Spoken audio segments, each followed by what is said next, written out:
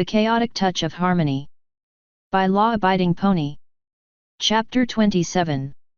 Trinity, Arc 1 complete. Crimson absently gazed out of the back passenger window of the neon blue Volt as Loki drove it through the Northern California wilderness along Highway 5. The setting sun put the trees against a backdrop of color. The rough untamed terrain was a welcome sight to her over the urban landscape of the Bay Area. Anderson grew up in the backwoods of Louisiana and was more at home in rural areas. Conrad sat in front of her while reading Alexia's tome. Toon was sitting next to Crimson and was deep in meditation, as she had been since lunch. The mother-to-be felt she had worked enough on herself to move on to fixing her foal's itinerary systems. The thought of foals caused the pale yellow pony to absently touch her abdomen. Conrad's latest donation to the cause had long since cooled, but the mare still remembered the feeling of it. It was a very different sensation for her. All of the other times had been when she was either not in season, or was under the effects of a contraception spell. The alarm clock disease was calmed considerably at the thought of the activity she and Conrad had partaken twice since the medic learned of her condition, but she doubted it would go away fully until she saw a positive test result or so far as needing to hold her future child. Despite the herd's assurances that they would do their best to make it work, Crimson still felt guilty about it. "I promise you, Alex, none of you will be dragged down because of me and my child. I just have 9 months to figure out how to keep that from happening." The group didn't arrive at the new town until 8 o'clock the next morning, and everyone save Loki were pleasantly surprised by what they saw. The green mare thumbed her snout and had a self-satisfied grin as she swept the same hoof over the dashboard of the car. "Mates, I give you our new home, Trinity." The growing pony community was built over the remains of a town called McLeod in Northern California. It had been abandoned almost a decade ago due to a military quarantine of the whole area that lasted until the winter of last year. Around the same time Conrad was hunting for a build site, the various properties of the abandoned town went up for sale and were extremely cheap. After informing the Green Mare of the ideal location, the construction company Loki contracted got the utilities back on for the whole town and repaired or bulldozed any structures that couldn't be salvaged. The car passed a sign declaring the town's new name in grandiose print. Conrad scanned the skies above to see dozens of Pegasi in the air, while their ground-bound cousins flittered to and fro as all of them worked to revive the dead town. The human contractors were still there, paving new roads and extending the waterworks and other services to the 23 new construction sites in the downtown area alone. Trinity was nestled in a heavily wooded area and the contractors had not cut down any of the trees outside of what was necessary to complete their work. "From the looks of it though, I bet we'll have to cut quite a few down or replant them." The herd's car was not the only one on the road, and in fact, many were lining the streets from those who did not arrive by bus or those intrepid few who decided to fly over from San Francisco under their own power. McLeod had been a small town before it was abandoned, and Loki had originally vastly underestimated the number of ponies that would want to live there. As a result, Trinity had a severe housing problem and enough small temporary pod domicile units for 2,000 people sat along the eastern light forests. Nevertheless, she attempted to rectify that lack of foresight with expanding the contract to multiple companies, and all of her hacking profits went straight into funding the city projects. Even then it was not enough, but there were a couple of very wealthy ponies from the ranch who were willing to chip in for the price of having several buildings and streets named after or by them. It had taken some strong convincing on Alexia's part to talk them out of keeping the deed for the land or buildings built with their money. Part of that deal she negotiated with them was that Loki would forfeit all rights to the property she funded as well. Crimson forgot her personal issues to join her mates in gazing at the sight of it all. "How many ponies do you think are here?" Alexia had her satellite smartphone out as she searched for information on the town before it was subjected to quarantine to contain a particularly nasty virus from escaping. "Far more than that 1.3 thousand that used to live here. There was over 4,000 ponies from the ranch alone who wanted to live in the same town as us. But I can't imagine they'll be able to stay here. Trinity simply can't support a population of that size yet." Conrad was immensely pleased that the burgeoning town was off to such a strong start. So long as people wish to move into town and that it remains profitable, Trinity will be able to shore up the infrastructure in no time. The green-furred driver pulled into the parking lot of the first building the crews had put together. While Loki was thinking small in terms of Trinity's initial population, she knew the town would need to be able to scale up with ease. As such, the town hall she parked at was a 3-story square structure of nondescript concrete walls. The hacker decided that the budget would be happier if functionality took precedence over aesthetics for the contract work, leaving anything decorative to be added later. As the herd exited the vehicle, the milling ponies nearby were ignorant by Alexia's arrival, as neither her arrival time nor what car she was in had been given ahead of time. Toon's herd entered the building without causing a ruckus from her popularity. The lobby within was crammed with ponies trying to find housing, work, tools, and other administrative requirements. What Alexia didn't know was that Thompson made sure that the ponies from the other internment camps had been sent to Trinity in slightly higher numbers than those from the ranch. The idea was to have the far more lively ponies from the ranch could bolster the moods of those from the other camps. Those present in the lobby who were not from the ranch were the ones who were either mentally strong enough to carry on without her magic, or those who had seen the broadcast. Rumors about Alexia's seemingly heavenly aura spread like wildfire among the other camps and in Trinity itself. So it was, that as soon as Toon entered the lobby and tried to make her way to what she hoped was the mayor's office, her possession of both wings and a horn was identified by the crowd, who momentarily forgot their current tasks. The silence that formed in the lobby was deafening. The herd only managed to get halfway to the visible staircase in the center of the back wall when Alexia came to a halt upon seeing so many wonderstruck eyes directed her way. She suppressed a defeated sigh. Well, it's not like I was going to be able to avoid this. The silver mare cleared her throat to help focus on switching her speech back into English. Greetings everyone. My name is Alexia Toon. Without even realizing it, with every pony's eyes fixed on the alicorn, Alexia sent out a wave of passive magic the moment her voice reached their ears. Conrad jabbed the base of her neck to get her attention on the necklace. Got to add the title too. Grimacing, Alexia tried again. My apologies. I am Princess Alexia Toon. Happy now? Those who still did not have their cutie marks were entranced by her voice and would have swarmed the alicorn had her mates not interposed themselves between the Silver Princess and her overbearing subjects. With Toon a full alicorn now, her passive magic refused to relinquish its hold on the crowd until they lost sight of her for longer than a few seconds, and every time she spoke it refreshed her magic's influence. It's really her, Princess Alexia. I don't remember her having wings during the press conference. Can I have your autograph? I love you, Princess Alexia. Toon was harshly reminded of the time she and Loki had been swamped by human admirers at the science fair after posing as androids. She didn't wish to sound too authoritative, but the situation demanded a quick resolution. She shouted the one word her physical training instructor loved to use at the top of her lungs to silence the crowd. Attention! The instantaneous silence that followed was painful, especially to her herd mates who were suffering from ringing ears. Wow, that was louder than I wanted to be, but at least it got the job done. I know all of you will have questions and I'll be more than happy to set up a Q&A later. I'll be sure there's an announcement about it later today. Positive muttering of agreement filtered through the technicolored mass of ponies as the alicorn marched her way to the wide staircase and reached the mostly quiet third floor where the mayor's office was located on the southern end of the rectangular building. Loki was still rubbing her ears to cease the infernal ringing.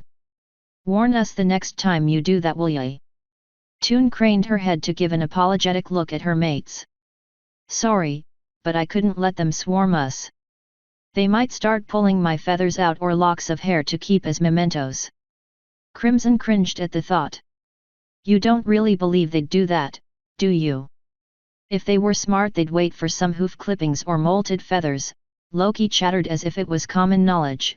The ones who want hair strands are the ones who probably have a shrine dedicated to you. Everyone gave the hacker a worried look before remembering it was par for the course as far as Loki was concerned. It still bothered the other Earth pony. I thought we just file our hooves, not clip them. The Hertz Alpha centered her attention on the busy-looking Pegasus secretary as he tried in vain to get used to the new job that required far more tact than he possessed. Behind him were two other ponies trying to enter personnel data into the building's network so the local government could meet federal regulations. The stallion had the desk phone to his ear while his eyes darted back and forth over the pages. Yes, I understand, but Mayor East is extremely busy. I know getting a town up and running with over 3,000 people isn't exactly easy, but we have our hands full here too. Yes, fine. I can squeeze you into a 15-minute appointment on Friday. Alexia's group walked up to the pressured stallion who was about to switch to a different holding call when he noticed the silver alicorn in front of him. The Pegasus fumbled the phone onto the cradle before jumping out of his seat to give a polite bow. Your Highness. I wasn't informed of your arrival. Alexia waved off the other two ponies so they could get back to work. Any chance I could speak with the mayor? He politely scoffed at the idea of her of all people asking permission. Of course you can, Your Highness. Although I must warn you that Mayor East wasn't from the ranch like the three of us were, he said while gesturing behind him to the two earth ponies behind him. The pair quickly bowed to Alexia before resuming their work. So she may not relinquish political control over to you like she should. That's actually a relief. Toon mused. East would be correct in not doing that. Remembering her promise to her people, she swallowed her bile at constantly reminding both herself and those around her that she was American royalty. It was an idea that still sat funny with her. I am really only a princess in name, not authority. The receptionist nodded. Well, it's not my place to tell you what to do. You can go on in, former Major General East wanted to speak with you as soon as you arrived anyway. Former General? Fears of a repeat of Colonel Bowler in pony form filled the alicorn's head as she pressed on into the office. Like everything else in the building, East's office was Spartan to a fault.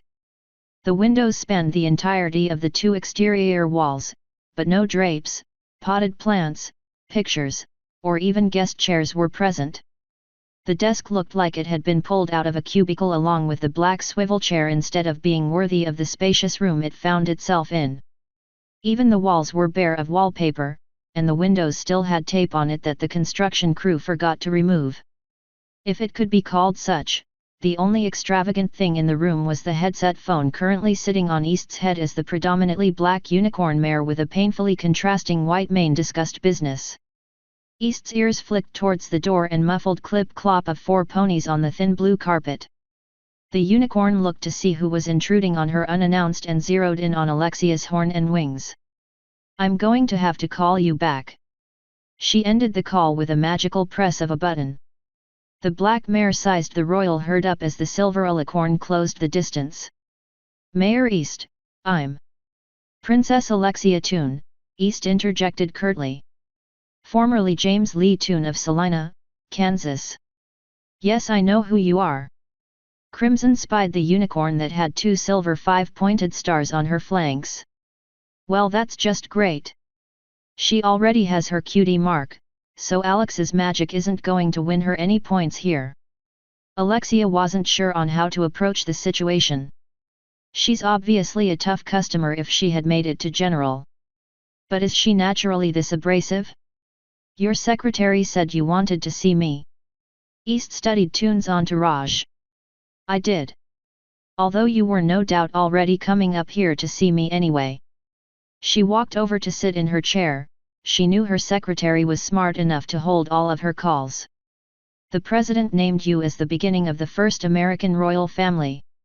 While he wisely neutered any sort of power such a title might offer in other countries, he has been extremely tight-lipped about what authority you have over us. You mean us ponies? Loki inquired. East nodded without looking at the green mare. The humans may coo over having royalty, but ultimately they couldn't give two shits about anything you have to say as a princess. But it seems everyone from your internment camp can't stop fawning over you, and from what I've seen, you have real power over them. I think I know what the problem is. Toon thought to herself. If you're worried I'll try to use that to undermine your position as mayor, I can assure you I have no aspirations for rule. The whole princess thing was their idea, she said while sweeping a hoof to encompass the town. East was unmoved by the answer. So I've heard. Alexia interrupted before the mayor could speak again. But I will say this though. Toon's tone of voice became laced with steel. I will not tolerate corruption. You keep the best interests of our fellow ponies as your sole purpose while you hold this office and we will have no problems. East's mouth was a pressed line as she worked her jaw to think of a quick response. And what happens when our views as to what's best differs? Then you had better convince me of your choice's merits. The silver alicorn warned. I am well aware of the fact that I have no power as a princess, but I have a great deal as an agent of the CIA. I will always be watching. East leaned back in her chair with a satisfied smirk. I think you and I will get along just fine. The mayor's entire demeanor warmed to friendly levels and got out of her chair to shake Toon's hoof. I was worried that someone from the lower middle class being given royal status might cause you to become selfing. Alexia was wholly surprised by the flip in the room's atmosphere and only reciprocated the hoof shake as an automatic gesture. She shook off the stun to speak. At least our fears were mutual, if for different reasons. East went around to properly introduce herself to the rest of the herd, starting with Crimson. Crimson Anderson, pleased to meet you. You too, General. I'm just a mayor now. Except for the ones on my flank, I don't think I'll ever wear those stars again. She moved on to Conrad. The unicorn had a wiry grin. Conrad Toon, or is it Henner? The lone stallion bristled. I was cast out of that family. I will not suffer that insult attached to my name. East dropped her hoof while studying the stallion's expression. So I've gathered from your personnel file. You're fortunate the president believed the same thing when the lot of you was brought before him. East moved on to the green and pink earth pony. Loki Toon, or should I say? Oh no you don't. Loki shouted with grim fire. She knew exactly what the mayor was going to say. My old life is done and gone. The only thing that you should care about is the pony in front of you, and my name is just Loki. East displayed a knowing grin. A kindred spirit. As you wish. The herd was not surprised by Loki's outburst and knew she hated when it was brought up. The normally jovial mare talked about it once for the sake of opening herself fully to the herd, but refused to speak very much about her past after that. East faced the alicorn. I'll be frank with you. I would prefer it if you had a hand in running local affairs, the heavier the better. Toon was unsure of what East truly wanted of her. Why would you want me to undermine your position? Racism, East replied coldly. The assembled ponies could tell the unicorn's ire was focused entirely on the idea. Or I should say, preventing it from taking root. The mayor walked back towards the window, keeping her voice high enough to be heard. If there is one good thing that happened to all of us, is that becoming ponies abolished the old races we used to belong to. White, black, Asian, etc. etc. None of that matters because our coat and mane colors are completely random and we all have pink skin underneath our fur. East turned to the herd who walked over to join her by the window. Yet the whole thing is a double-edged sword. The potential for racism is even stronger now than it ever was. As humans, we had insignificant physical differences. The trivial arguments over who was superior to the next could always be refuted, but now we have very distinct differences, wings, a horn, or none at all. Crimson caught on to what the mayor was getting at. You're worried that the Earth tribe will be ostracized because we can't fly or use unicorn-style magic. Being from one of the other internment camps, East was slightly confused by her statement. You say that like Earth ponies actually do possess magic. Loki reared up on her back legs. I can demonstrate Earth pony magic right now if you want. Toon panicked and grabbed Loki's front hooves in her own before she could slam the ground. Not here. If you break the floor, you're the one who has to fix it. The green mare was crestfallen for a moment. Blarg, fine. She settled down on all fours and searched in vain for a potted plant to grow. The hacker's placation allowed Alexia to face the unicorn again. Earth ponies possess the most important magic any of the tribes have. She glanced at Loki, who was distracted by several dozen ponies talking with a few of the human contractors outside. The former general mulled over the information she gleaned from the herd's actions. I half hoped you would prove that sentiment wrong. As you might have guessed, my ignorance is likely shared by everyone else who didn't come from your camp. And it is exactly this reason why I want you to keep your public involvement up. Not only that, but judging from your appearance, I imagine you possess qualities of all three tribes. Is that fair to say? The alicorn nodded. I was originally a unicorn, so I'm still trying to get the hang of Pegasi magic, and I haven't even started trying to learn Earth Pony style yet. East didn't care about the details. Just the fact that you possess all three is perfect. Who better to be the leader of our people than someone who can never be insinuated to favor one tribe over the other? Conrad had his own concerns over East's flip. So you were just testing her with all that posturing back there? The mayor gave him a calculating stare. Of course. She turned her gaze to the alicorn. I'm not fully sure what has happened to me over these past few months.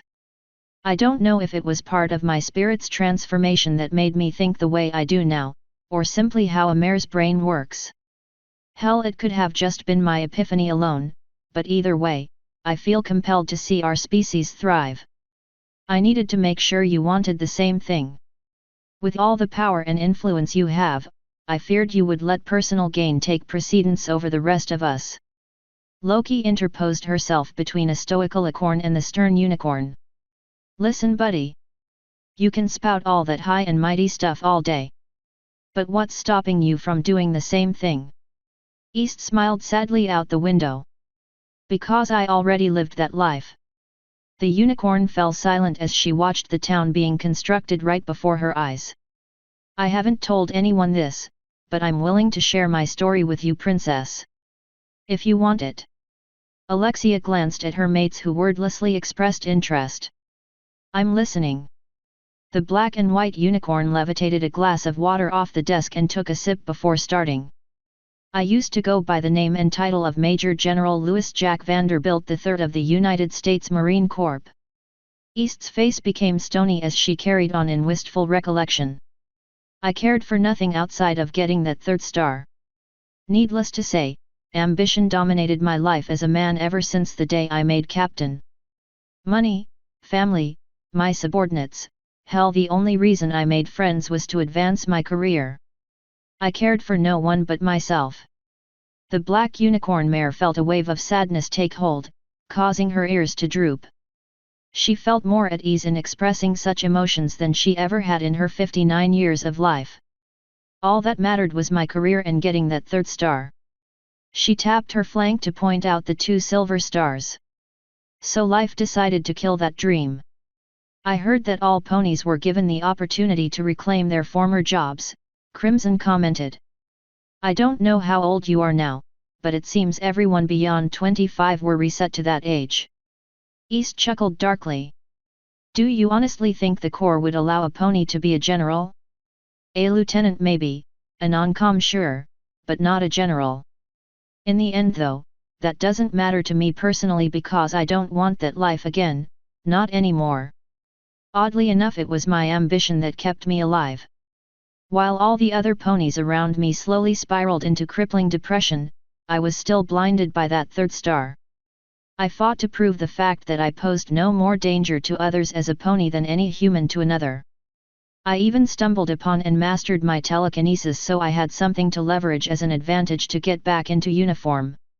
The first month as a pony made me forget that self-mastery was necessary for advancement. At the time I thought the real reason they kept denying me was because I was essentially a man in a mare's body. No one wants a general officer that is conflicted by their own body. Seeing no alternative, I forced myself into fully accepting what I had become. I kept most of my name, only dropping Louis for Julie. It took another month and a few days, but I was finally able to stop fighting what had become of my body and became a mare in spirit as well. The moment I realized I had fully integrated my imposed femininity into my psyche is when I got these. East turned away from the window to look at her cutie mark. It broke me harder than a whimpering recruit who was in over his head at basic training. Crimson was confused. Why do you say that? Every pony so far has been elated when they got their marks. East teared at the memory, but didn't shed a single drop. You don't understand. I was the first pony in my camp to earn their brands. Consciously, I didn't know what they were, but over the next 2 days I realized that these 2 stars were a reflection of my soul. Permanently branded on my flanks for the world to see at a glance. That was when I realized no matter how hard I fought, I would never see that 3rd star. East squeezed her eyes shut as the tears finally fell. But worst of all, I saw what my life truly amounted to, 2 stars. A rank, a job, a little plaque on a few walls and nothing else. I had no other meaning or pursuit in life outside of my career. My ambition, my whole purpose in life, died that day. I was finally as broken as every pony else was. Loki eyed the black mare with suspicion. So what made you go from sad to glad? East chuckled at herself before looking upon Alexia with red-rimmed eyes. You. Toon was taken aback. Me. But she already had her cutie mark. My passive magic couldn't have affected her. East looked out through the window to the clouds in recollection. I was dead inside. And every day since I got these 2 stars I was closer to taking my own life so that I would be dead on the outside as well. Then you appeared on the news. Alexia was becoming rather embarrassed by the expectant praise she was about to be showered with. East took no notice as she kept speaking. I felt nothing from you personally, only surprise that the president was holding a press conference with a unicorn. But everyone else. It was like gasoline had been poured on a few embers. The grey rot, as I called it, was lifted almost immediately after you spoke. I don't know how your camp was run, but in mine we had 40-man billets with a TV in each one. Almost everyone saw you in the broadcast. She looked to the unicorn with a smile. I don't know what you did, but I really don't care. You saved thousands that day. Seeing all of people who I now consider my brethren come to life again, East wiped a joyful tear away as she tried to repeat herself in a clearer voice. Seeing so many rise from their deathbeds and live again, was the first time I was truly happy to be a pony. I felt my ambition return, but now I wanted our species to thrive. I want to hold on to that moment we all shared that day in that billet, and make it grow. East gazed back over the town. That's what I want Trinity to be. A continuation of that moment. I guess I should be flattered that I created such inspiration, but then what was the cold shoulder from earlier about? The unicorn's tone grew cautious. As I said, I needed to test what kind of person you are. I don't know if you fully understand the extent of your influence. Everyone wants to meet you, serve you, hell, some of the more loopy ones wanted to worship you. I was only one of 2 ponies in that camp who had their brands before the broadcast, and neither one of us felt that way about you. I feared that you found some kind of mind control or influence spell to enthrall the masses. Even if you had not originally planned to use it for ill, the sheer number of followers that magic grants you might cause you to follow an all too familiar path. Crimson knew what the former general was referring to. You fear the corrupting effects of power. East nodded in both agreement and to give accolades to Anderson for identifying her concerns. I was ruled by that corruption for the entirety of my life. It took completely destroying the man I used to be in both mind and body, and then an epiphany to free myself of that. Even then I felt that I needed to finish what my physical and mental transformation started and strip away my old persona to avoid falling back into it again, so I dropped the rest of my identity and adopted the name Julie East. I'm glad you don't currently carry the same failings I did, but you'll have to forgive me if I keep watching you to make sure you don't slip down the same road I once traveled. Alexia brooded silently over East's story for several minutes. The room fell quiet save for the sounds of construction work outside. The herd kept their own counsel while the mayor waited to see what the princess would say. They knew when to give their advice, and when she needed to think things through on her own. "It can be so tempting to abuse power," she said at length. "Julie, your old self is exactly what I fear I might become. Other ponies adore me just by seeing my face and hearing my voice. They shower me in so much praise and accolades that I shy away from it. Because I fear that fully embracing it, will turn me into who you once were." East studied the alicorn with renewed respect. "If you would let me, I will do what I can to help you avoid the same traps I succumbed to." A friendly smile creased both horned mares, with Alexia shaking Julie's offered hoof. "I think you're right. We will get along just fine." The mayor discussed her plans for the settlement and incorporated some of the royal herd's ideas when they improved upon East's own. Although the mayor's ideas were mostly from the two urban planners that came from both the Montana and South Dakota camps. The talks lasted until 3 in the afternoon. Everyone was tired of sitting on the thin carpet and East climbed to her hooves as she put the finishing touches in her SmartPad's notes. "As soon as we can get some more permanent housing up, we can begin opening the queue to allow more ponies to join us here." She offered her hoof to help Alexia up. "A sound plan. I don't want any more of us living in pod housing than what we currently have. Trinity will degrade into little more than a failed refugee camp if that happens." "Agreed.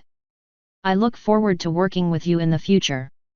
In the meantime, those from the South Dakota camp have pitched in to build you a new house. Until that's done, I made sure temporary accommodations in one of the old houses are ready for you to the south near the old golf course." Toon let go of the unicorn's hoof, but her expression was of bemused annoyance.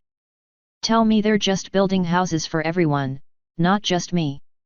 Loki bounced over to drape a foreleg around her alpha, but kept her attention fixed on Julie. "Are they adding a pool?" "I always wanted a pool." East snickered, but responded to Alexia first. "All I can say is that the ponies from the ranch are bound and determined to give you what they feel you deserve. And with them using their personal funds, there's nothing I can tactfully do to stop them. As for the pool, you'll have to ask someone else. I'm not concerned with how they spend their own money." Toon was about to resolve to stop it when Crimson intervened. "So it's like a gift, right? We all know who was primarily responsible for getting the government to give us our freedom, so they want to give you something tangible as thanks." Conrad agreed. "Plus a large house would make it easier to raise a bunch of foals." Alexia saw the logic, but still didn't like the reasoning. She huffed at the idea. "I was perfectly happy with just the necklace, but we could use the extra room for the kids." "Fine, I won't stop them. But that just means I'll have to make it up to the public in some way." She yawned tiredly before facing her mates. "Why don't we go home and start from there?" East was eager to get back to work and walked over to her desk. "I trust we'll all see you tomorrow morning at 9 for your public address."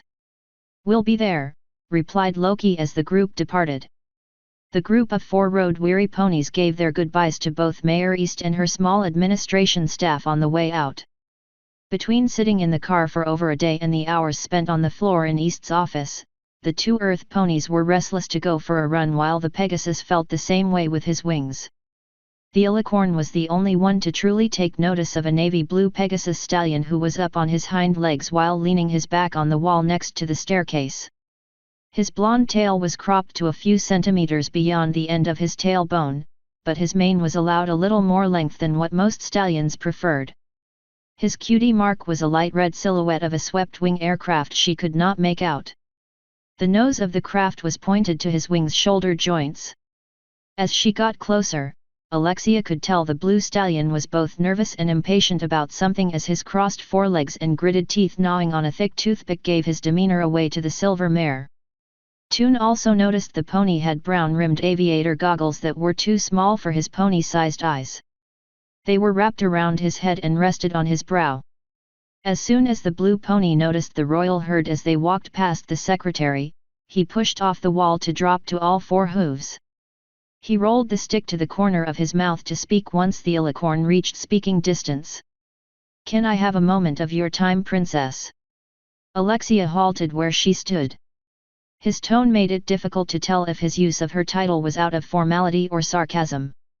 "You may if you walk with us." He chewed a bit on his stick. "You mind if I hover instead?" The rest of the herd eyed the Pegasus carefully, while Alexia remained diplomatic. "I don't see a problem with it."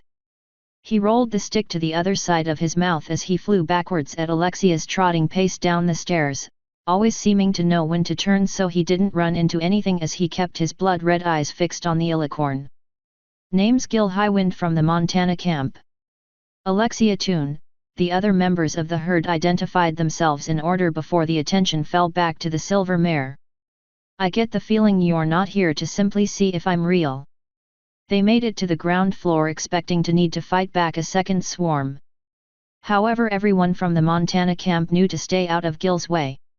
"I only need my eyes for that. I'm here to offer you a partial solution to Trinity's current overcrowding issue." Alexia was actually relieved the Pegasus was parting the crowd with just his presence. "I'm listening." "Are you familiar with the Pegasus city of Cloudsdale in Equestria?" "In passing.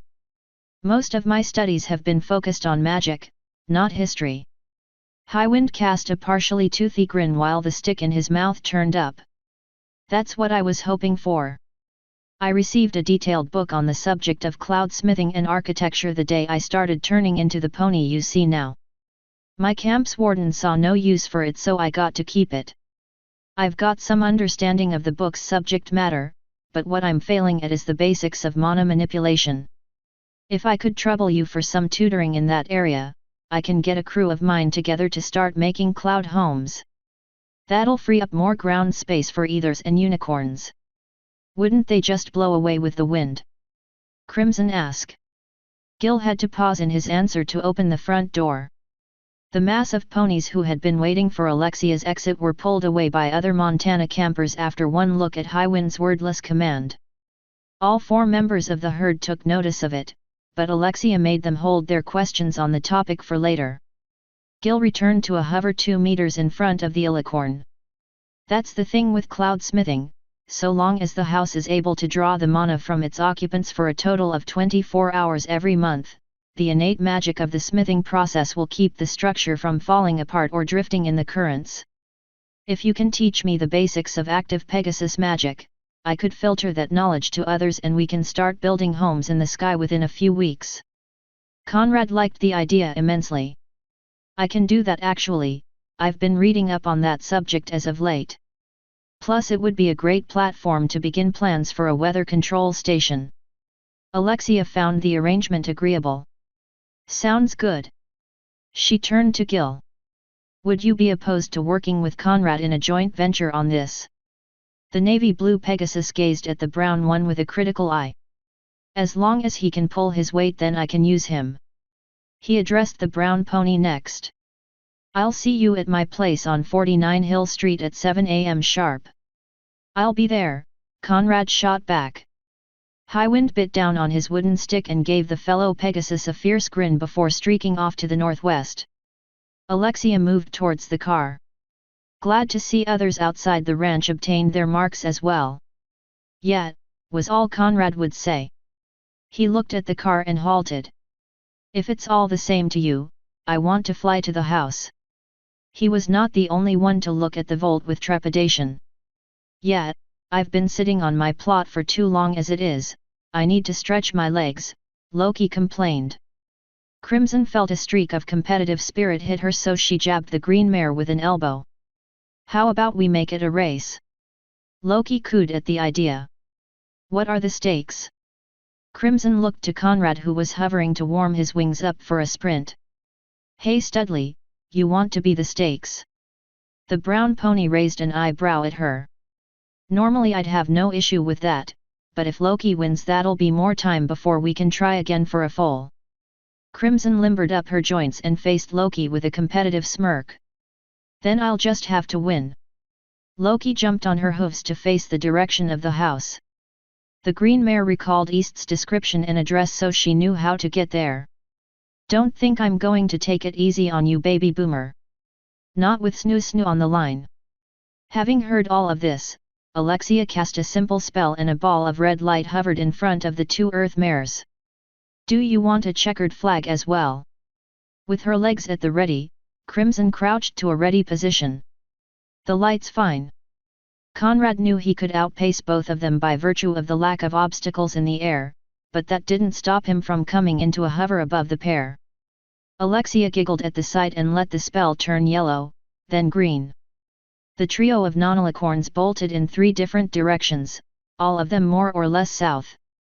Conrad made a simple point A to point B straight line to the house while the urbanite Loki followed the roads. Crimson grew up in a semi-rural area and was not afraid to take shortcuts through the wooden areas. The pale yellow mare was glad that Loki had the foresight to pick a place that while it had enough trees to be considered a light forest, the terrain itself was mostly flat. Good thing I thought to use Alex's phone to double-check the house's actual location rather than just get an address. The earth mare saw Conrad in the distance and knew he would be headed straight for the house. Then again, I could just shadow him. Alexia pulled into the driveway of a 2-story wood-walled house with a gasping green mare slumped by the open front door. The front of the house had an attached single-car garage with what Toon surmised to be a living room above it. The front door along with the garage was eggshell white with a small conservatory directly above the front door. The alicorn didn't have the garage door opener, so she parked in front of it and strode over to the grumbling earth pony. The silver mare gave her an amused smirk. I take it you lost. Loki rolled over on her back so she could face her tormentor. She cheated. How? The hacker emitted a nonverbal groan of annoyance as she climbed to her hooves. Baby Boomer cut through the side streets and the golf course. But I didn't study the lay of the land, so I had to go by road only. The princess huffed in mild derisiveness. You know how bad the alarm clock disease is affecting her.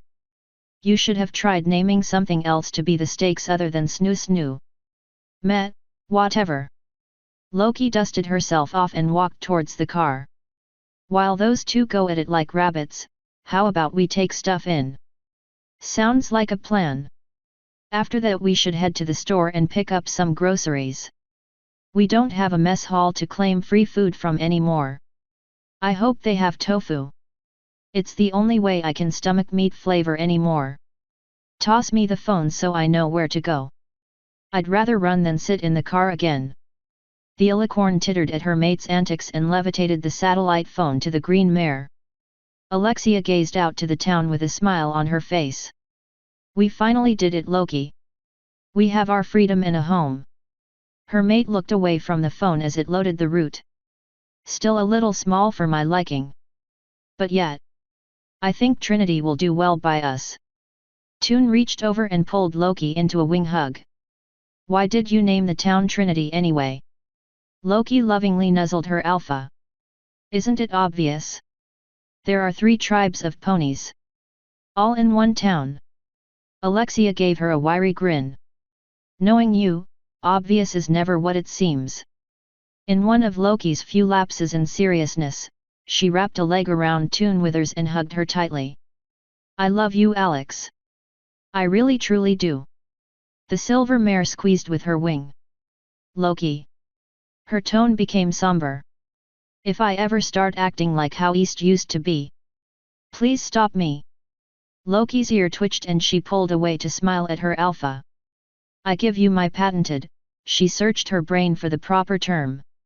Loki's cutie marks flickered with light for a moment and the term came to her. Loki, promise that so long as I'm around, you'll never fall to the dark side. The alicorn giggled light-heartedly. I'll hold you to that. Crimson laid on the floor of the unfurnished bedroom covered in sweat and panting heavily. She was on her belly while Conrad was on his side and facing her. And here I thought earth ponies were the ones with superior endurance. The stallion grinned and spoke between breaths. Why do you think I spend so many endurance runs on the ground for? I've got to be able to keep up with 3 mares. Anderson shuffled over to wrap her legs around him in a breathless embrace. The heat of a currently unair-conditioned house in the middle of July combined with their recent activity made it uncomfortably hot to hug for long. The stallion set his discomfort aside to embrace his mate for as long as she desired to do so. "Have you thought about what you want your foal to be?" Crimson rested her head on his shoulder while staring at the off-white ceiling. She mulled over the question for a couple of minutes before making up her mind. "I really don't care what type of foal I have. Earth, Pegasus, Colt, or Filly, it doesn't matter. Whichever form my child takes, I'll love them regardless." He tried to look at her, but his position made it difficult without pushing the mare off of him. "Really? You have no preference at all?" Crimson closed her eyes and buried her muzzle in his fur. "If I really thought about it, I probably would. But I'm not going to try entertaining such thoughts. Why would I want to set myself up for disappointment if I want something he or she ends up not being?" "Do you at least want to guess?" he offered. "I bet you a homemade double-layered carrot cake that it'll be a Pegasus filly." Crimson laughed at the silliness of it all. "Okay, let me think.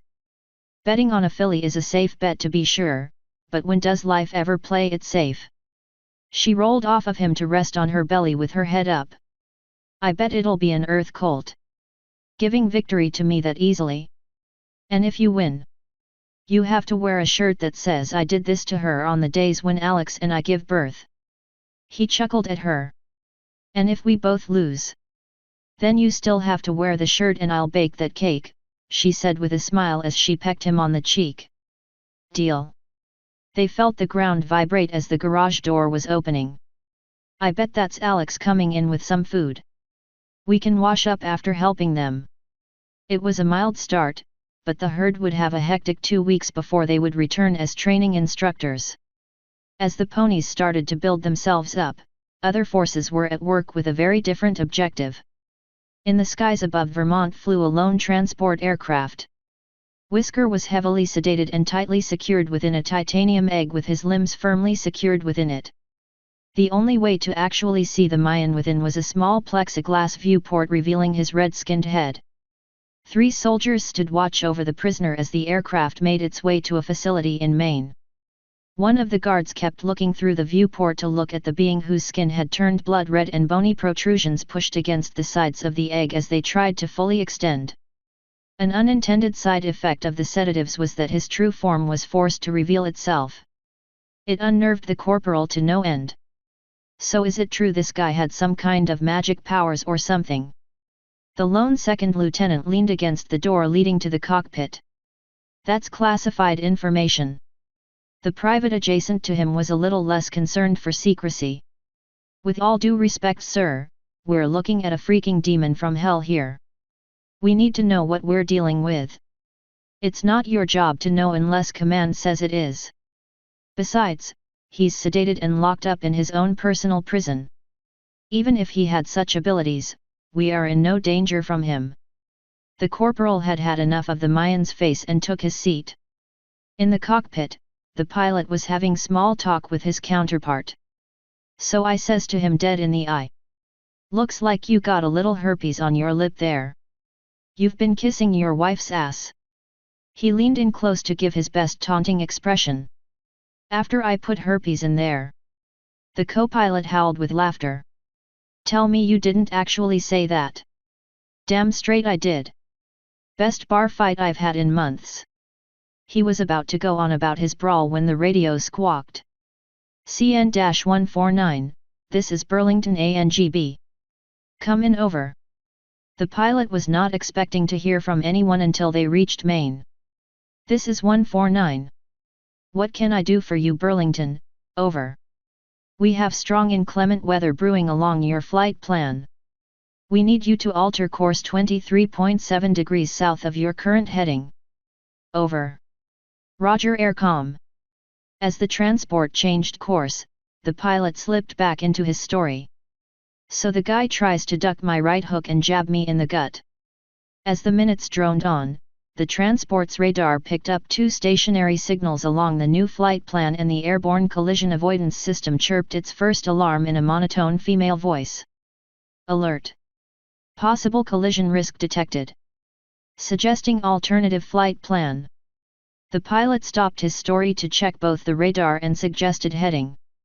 What the hell are two helicopters doing along our exact path? The co-pilot had a really bad feeling. Think it might be because of our passenger. The pilot's remaining mirth was completely washed away with dread. I hope not. He grabbed the control yoke to change course while the co-pilot informed local air traffic control of the situation.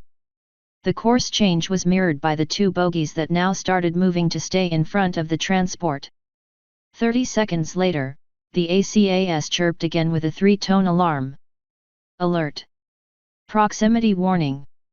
Aircraft within 1 kilometer. The pilot cursed the lack of maneuverability of the transport, and tried to change course again. Are they trying to ram us? The co-pilot was tuning the radio to speak with ground control and studied the radar. Doesn't look like it, only that they're currently trying to stay ahead of us. But we'll overtake them in 30 seconds. At that moment, the radar picked up 2 more signals and the cockpit's missile approach warning system blared in 4 droning beeps. Warning! AAM detected. Flares deployed. The co-pilot was floored by the readouts on the radar as 2 missiles shot out from the helicopters only to be diverted by the flares. He returned his attention to the radio to inform the ground of the attack. Mayday, mayday, mayday. This is CN-149. We are under missile attack by unknown bogies bearing mark. He never finished his sentence as one of the helicopters knew their missiles would not succeed, so it rammed the transport in the right wing before the transport could fly past them, destroying itself in the process. The aircraft was completely crippled and fell from the sky in an out-of-control mess of twisted metal. It landed in the forest less than a minute later, leaving behind little more than a smoking scorch mark in the earth. 3 hours later, the 1st Army helicopter arrived on scene to look for survivors. They found none, and the titanium egg was torn open and empty. Whisker blearily awoke with a splitting migraine. He found himself in a house near the Vermont/Canadian border. He was on a bed with crude bandages wrapped around his frame on a blood-soaked mattress. The room itself was old and worn down. The bed springs creaked at every move, the wallpaper was torn, and one of the wooden dressers looked as if the termites were one bite away from collapsing the thing entirely. You had one job, a growling angry male voice called out from the far corner of the poorly lit room. With the gifts you were given, it should have been child's play, and yet you get caught. Zadavek stepped out of the shadows. His body was already regaining the muscle mass of his old one, and the Asian features were being erased by his original appearance.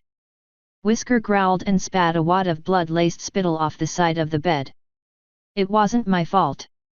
The overseer let off a deep belly laugh. Both Mayans were high enough on the hierarchy where their memories could not be forcibly pulled from by the other, so Zadavek had to get his answers the old-fashioned way. You're cliché on top of everything. Give me a good reason why I should believe you.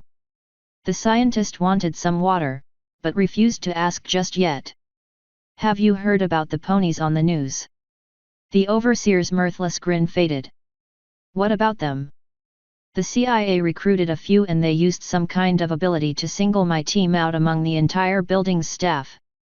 Our human appearance couldn't hide us from them. How can you be so sure? The leader pointed all 3 out by name. The half-Asian Mayan's anger towards the researcher vanished as he assumed a contemplative pose. The Herald has declared the ponies as semi-protected, stating that the quarry dust would desire to have them taken alive for study upon their arrival.